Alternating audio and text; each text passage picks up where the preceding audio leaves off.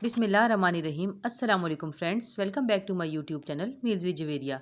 आज मैं आप लोगों के लिए लेकर आई हूँ बनाना मफिन्स की रेसिपी क्रीम चीज़ की टॉपिंग के साथ। रेसिपी स्टार्ट करने से पहले जिन दोस्तों ने अभी तक मेरे चैनल को सब्सक्राइब नहीं किया वो प्लीज़ सब्सक्राइब कर दें, मेरी वीडियो को लाइक कर दें, शेयर कर दें और साथ लगे बेल आइकन को भी दबा दें ताकि मेरी हर नई आने वाली अपडेट आप सबसे पहले देख सकें। शुक्रिया।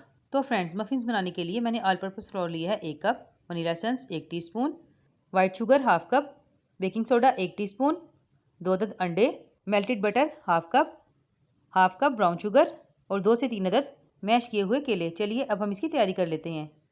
तो फ्रेंड्स, सबसे पहले हम एक बड़ा सा फालतू पतीला ले लेंगे और इसमें इस तरीके से मैंने स्टैंड को रख दिया है। गैस को हम फुल करके इसे प्रीहीट होने के लिए रख देंगे। तो फ्रेंड्स, अब मैंने एक बाउल ले लिया है और जितनी देर में ये प्रीहीट होगा मैं इसमें चीनी ऐड कर दूंगी, साथ ही ब्राउन शुगर ऐड कर दूंगी, 2 अदद अंडे चेक करके वो भी हम इसमें ऐड कर देंगे और इसे अच्छे तरीके से मिक्स कर लेंगे। तकरीबन 1 से 2 मिनट लगेंगे और इसकी मिक्सिंग कंप्लीट हो जाएगी। और जैसे ही थोड़ा सा मिक्स होगा हम साथ ही इसमें मेल्ट किया हुआ बटर ऐड कर देंगे। आप चाहें तो स्टेज पर इसमें ऑयल भी ऐड कर सकते हैं अगर आपके पास बटर अवेलेबल ना हो तो। साथ ही हम इसमें ऐड करेंगे अपने मैश किए हुए केले और साथ ही इसमें जाएगा वनीला एसेंस 1 टीस्पून के करीब। अब हम इसकी फिर से अच्छे तरीके से मिक्सिंग कर लेंगे ताकि बनाना के जो थोड़े बहुत चंक्स रह गए हैं वो भी इसमें अच्छे तरीके से मिक्स हो जाएं। और जैसे ही ये अच्छे तरीके से मिक्स होगा मैं इसमें ऑल पर्पस फ्लोर ऐड कर दूंगी। मैंने इसमें बेकिंग सोडा भी ऐड कर दिया था। याद रहे आपने इसमें बेकिंग सोडा ही ऐड करना है, बेकिंग पाउडर ऐड नहीं करना। तो ये देखिए फ्रेंड्स, मिक्सिंग हमारी कंप्लीट हो गई है। अब हम इसे साइड पे कर लेते हैं और मफिन्स की ट्रे की तैयारी कर लेते हैं। तो ये फ्रेंड्स, मैंने मफिन्स की ट्रे ले ली है। अब मैं इन तमाम मोल्ड्स को ऑयल से ग्रीस कर लूँगी और ये मेरे पास मफिन्स के लाइनर है, मैं इन सब में ये लाइनर्स लगा लूँगी। अगर आपके पास ये मौजूद ना हो तो कोई मसला नहीं है, आप इसे ऑयल से ग्रीस करके मैदा डस्ट कर लीजिए, ये रेडी हो जाएगा। तो ये देखिए फ्रेंड्स, मैंने तमाम लाइनर्स लगा लिए हैं। अब मैं इसे थोड़ा सा ऑयल लगा लूँगी, ये ऑप्शनल है, आप चाहें तो स्किप भी कर सकते हैं।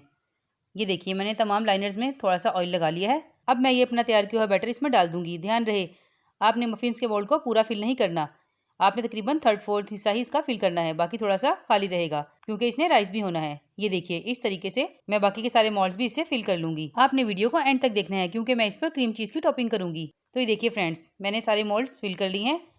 अब हमारा पतीला प्री हीट हो चुका है। इसमें एक स्टैंड कम था इसलिए मैंने दूसरा भी रख दिया है। अब मैं इसे बहुत एहतियात से इस पतीले में रख दूंगी क्योंकि पतीला बहुत गर्म है। हमने कम से 10-15 मिनट के लिए प्रीहीट करना है। अब मैं इसे 20 से 25 मिनट के लिए धीमी आंच पर रख दूंगी।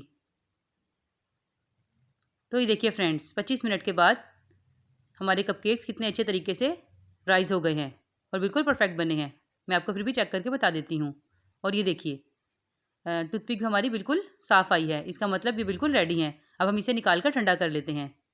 तो फ्रेंड्स, ये देखिए हमारे मफ़िन सब ठंडे हो गए हैं। अब हम इसकी टॉपिंग की तैयारी कर लेते हैं। तो फ्रेंड्स, इसकी टॉपिंग बनाने के लिए मैंने ये विपिंग क्रीम ली है तकरीबन 100 ग्राम। अब मैं इसे थोड़ा सा विप कर लूँगी जब तक इसकी सॉफ्ट पीक ना आ जाए।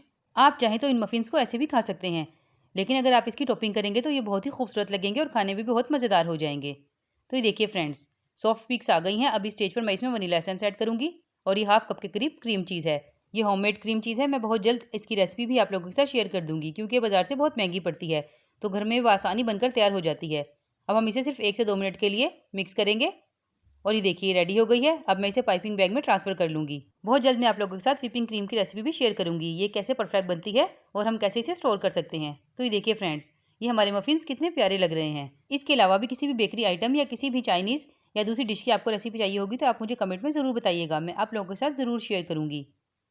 तो फ्रेंड्स, ये देखिए मैंने मफ़िन्स इसमें सेट कर ली हैं और मैं इस तरीके से इस पर व्हिपिंग क्रीम लगा दूँगी। आप जैसे चाहें वैसे ही डेकोरेट कर सकते हैं। ये कपकेक्स आप फ्रिज में 2 दिन से ज़्यादा नहीं रख सकते क्योंकि इस व्हिपिंग क्रीम में हमने क्रीम चीज़ मिक्स की हुई है और वो बहुत जल्द ख़राब हो जाती है, उसकी लाइफ बहुत कम होती है। तो आप कोशिश कीजिए इसे जल्दी खा लीजिए। ये मैं इसकी ब्राउन शुगर से गार्निशिंग कर रही हूँ। आप चाहें तो स्प्रिंकल्स या चॉकलेट से भी इसकी गार्निशिंग कर सकते हैं या चाहे तो वैसे ही रहने दीजिए। ये हर तरीके से बहुत खूबसूरत लगते हैं। ये देखिए, ये मैंने बनाना को इस तरीके से कट किया हुआ है स्लाइसिस में और मैं इस पर लगा रही हूँ।